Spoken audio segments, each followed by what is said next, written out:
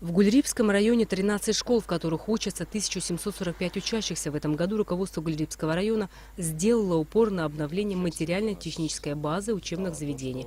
В некоторых школах была заменена кровля. Более 70 окон практически во всех школах было заменено в течение года. На нужды школ района к новому учебному году администрация выделила более 700 тысяч рублей. Помимо этого, в некоторых школах была обновлена система водопровода, отремонтированы классные помещения. Материально-техническая база школ оставляет желать лучшего. Нам не хватает просто ремонтных работ, нам нужны реконструкции школ.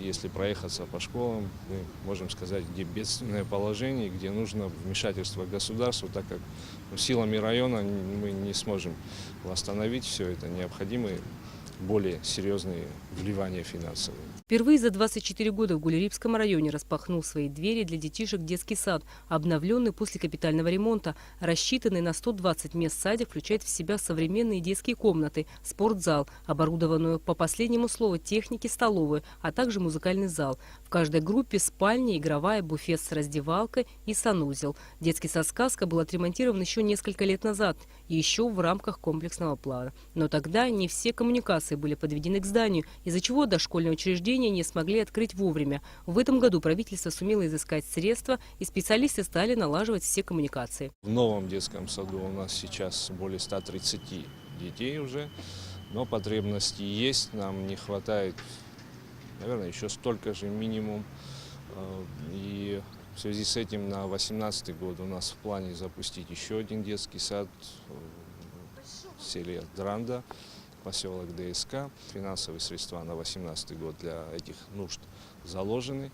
После проведения всех необходимых работ детский сад будет открыт и примет более 60 детей. Есть еще один детский сад, который после реконструкции мог бы принять до 700 детей.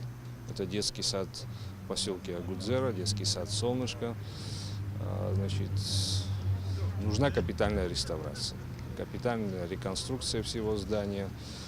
Мы поддерживаем жизнедеятельность. Вот в прошлом году полностью отремонтировали пищеблок. В этом году были выделены средства на приобретение нового оборудования. Что касается отдела культуры администрации Гульрипского района, то и там организованы и проведены все запланированные на год мероприятия. Деятельность отдела направлена на сохранение и приумножение традиционных народных культур в районе. К наступающему празднику район готов и уже проводит праздничные мероприятия. Вчера прошла первая елка.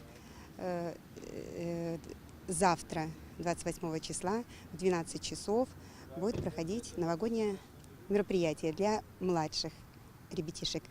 И 29 числа в 4 часа в клубе поселка Агудзеры мы проводим молодежный праздник, концерт «Елка с нами» и дискотека, праздничная дискотека. Приглашаем всех. А вот сельскому хозяйству Гульрипского района в этом году нанесен значительный ущерб. Урожайность в 2 раза меньше, чем планировалось. Только под цитрусом планировали частный сектор 12 тысяч тонн, получили около 6 тысяч. И госсектор 1500-1600 тонн, получили 620 тонн. По однолетним культурам зерновые, кукуруза, мы посеяли более 700 гектаров. Урожай был средний.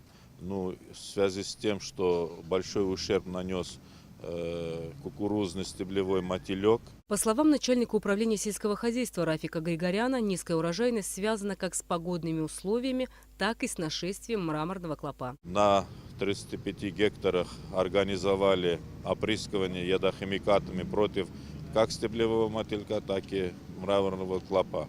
Результат получился неплохой. Местами вообще полностью был уничтожен мраморный клоп. Была получена поддержка со стороны госслужбы по защите растений.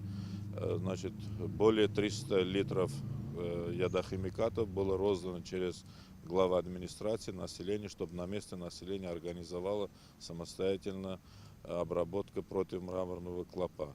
Как надеются специалисты, принятые меры помогут стабилизировать ситуацию, и крестьяне смогут получить хороший урожай в 2018 году. Рената Шакаева, Саида Гухава, Абхазское телевидение.